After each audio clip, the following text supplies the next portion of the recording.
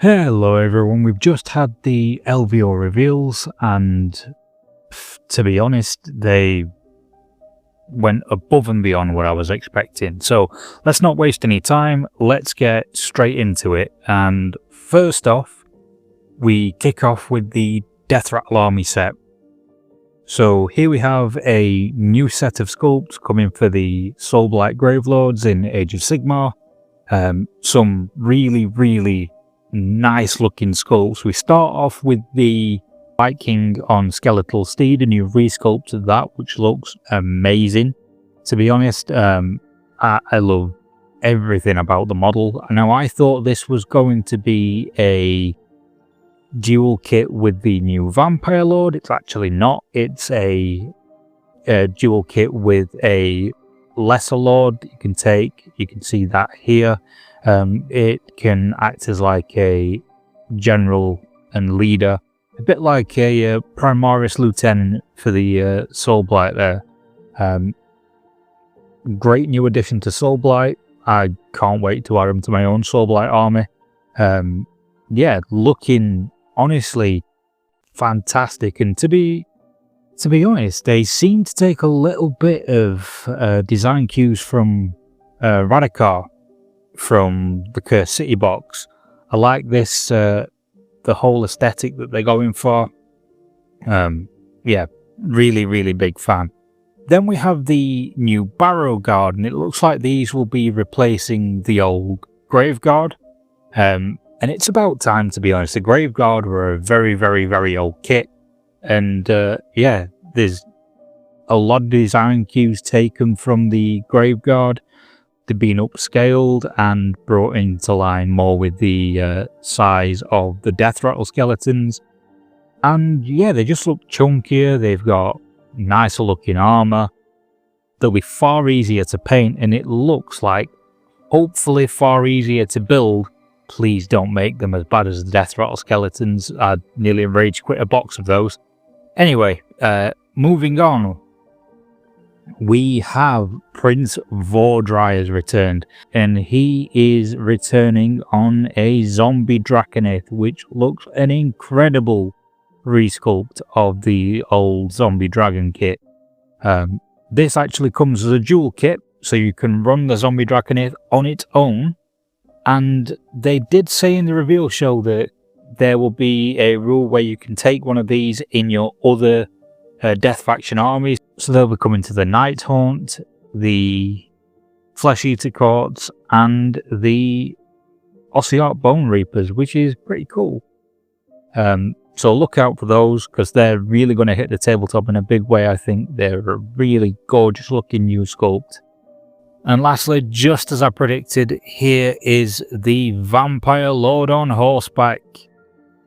Now, it's not really a prediction because White Dwarf went and spoiled it a couple of months ago, but it is a great looking model. And again, I can't wait to have this with my Blood Knights and just charging down the battlefield. I've run a really meme list called the Legion of Horsey, where I just run loads and loads of cavalry, and this is a welcome addition to that. And finishing off for the Soulblight, we've got a new book, and this collects many of the novels of David Annandale.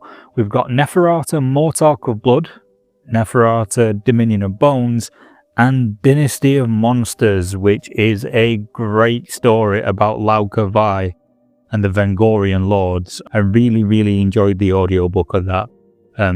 I would honestly recommend it to any Soulblight fans.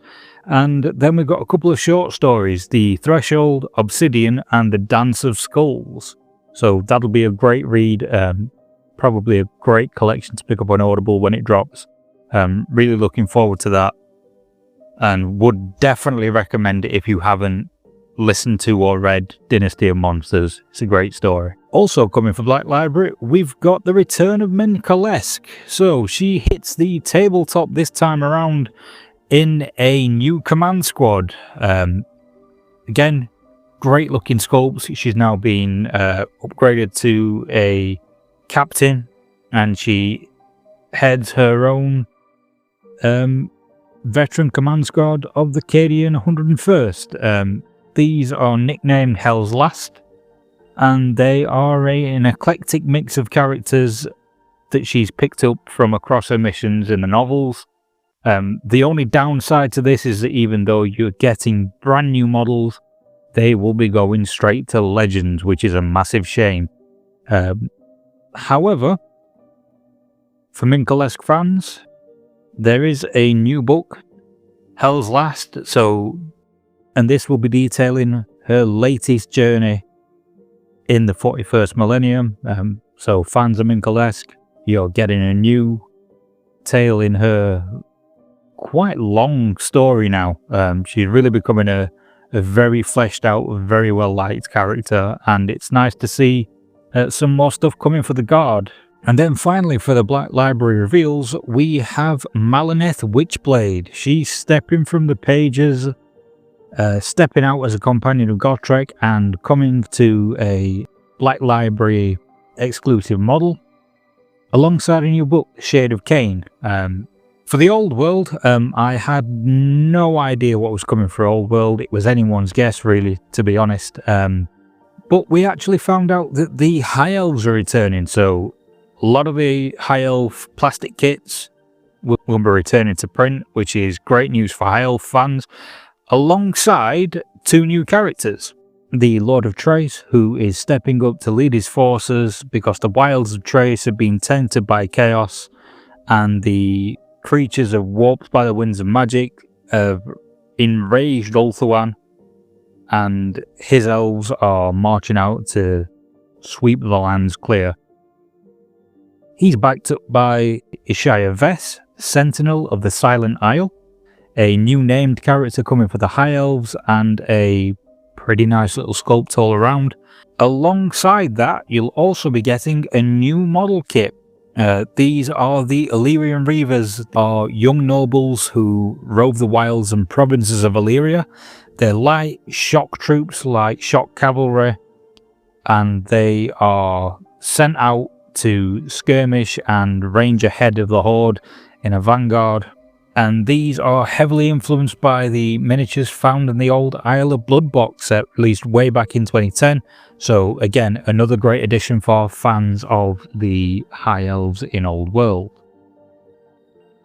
Moving on then to Necromunda. So when I saw that worm image thing, I predicted that it would be for Necromunda Ash Wastes, and more specifically for the Ash Waste Nomads, and I was bang on. So this is the Anthromite Spine Worm. These are tamed for their ferocity in combat, and they burrow through dunes, solid rock and armour alike. And there was talk that these would be able to burrow through impassable terrain. So I don't think anyone's going to be safe from these things on the board. Let me know what you think in the comments below. Will you be including these in your Ash Waste Nomads warbands? The Ash Waste Nomads also get a new upgrade kit, great for kit bashers, people looking for bits, and just generally all round. A couple of nice banners there, nice brutal looking melee weapons and ramshackle looking guns. Really quite like this. Probably going to pick it up myself for, again, some more conversion fodder. And then lastly, they have the Shadar Hunters released. These are pretty much bad news for anyone who trespasses on Ash Waste Nomad territory and lay in wait to attack anyone who encroaches on Ash Waste lands. The codex for them that's coming out is apparently written from someone else's perspective, like an anthropologist going in and trying to make contact with them and detailing a lot of the weird creatures they have. I think that would be quite a nice read for anyone who is into their Ash Wastes lore, Necromunda fans, and just people generally looking for lore of the world. Seems like it'll be a great read, not only for the rules, but also for some new and interesting lore in the Ash Wastes. And then lastly for the Ash Wastes, we have this fortified Thatos pattern hub module. It looks great. I don't really have much to say over it. It looks like a giant watch outpost. It'd be nice as a piece of kit for 40k for my own needs, but Not a Necromunda player, so I can't really comment that much on it. Let me know what you think though if you are, and tell me if you'll be buying one. Moving on from Necromunda, we have the Horus heresy reveals. We have here a Traitor Herald Consul. He's the dark mirror to the Astartes Herald Consul for 30k, and yep, new icon bearer, looking pretty good. We also had the Thanatar Calyx. Looks like it's going to be coming to plastic. I thought that this was a 40k reveal. I thought it would be coming for the Thousand Suns. Turns out I was wrong on that one. So you can chalk that one up as the first loss out of my 5 predictions. Oh, sorry, no. The second loss out of my 5 predictions, because I thought that the Beastman was a Nurgle character for AOS, and it wasn't, so there we go. But we all know the predictions that I was absolutely bang on for. With the return of the Emperor's Children. Look at Lucius. Look how arrogant he looks. I love this model. It looks amazing. Emperor's Children's fans, any fans of 40k, I'm sure you're going to love seeing this thing return to the tabletop. Lucius is a very Marmite character in the lore. People either love to hate him or just love him. He's very much, for my taste, a sort of Saturday morning cartoon villain in 40k. He's just evil and arrogant, and he's much like all the Emperor's Children. He does that to the extreme. And he's just a hateable character, but you can't help but love that really in some respects. But he wasn't the only thing revealed for the Emperor's Children. No. So we have the Cacophony Lord. Look at him. I said a Cacophony Lord would be returning. It looks incredible. So on his back, I believe that is a new Doom Siren. He's dual wielding noise pistols. He's got a massive Doom Siren on his back. Look at him. Just look at the excess on display. It's absolutely going to mess anything up by just vibrating them to death with that setup. I believe he can also take a power sword as well. But he leads a particularly special unit for the Emperor's Children.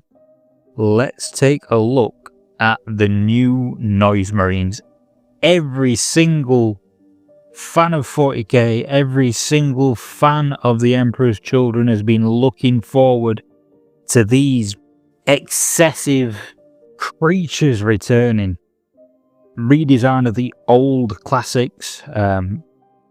The one thing that I do think is a bit of a shame is that they haven't modelled them like the Noise Marine we got a couple of years ago with the guitar and the weird mohawk thing.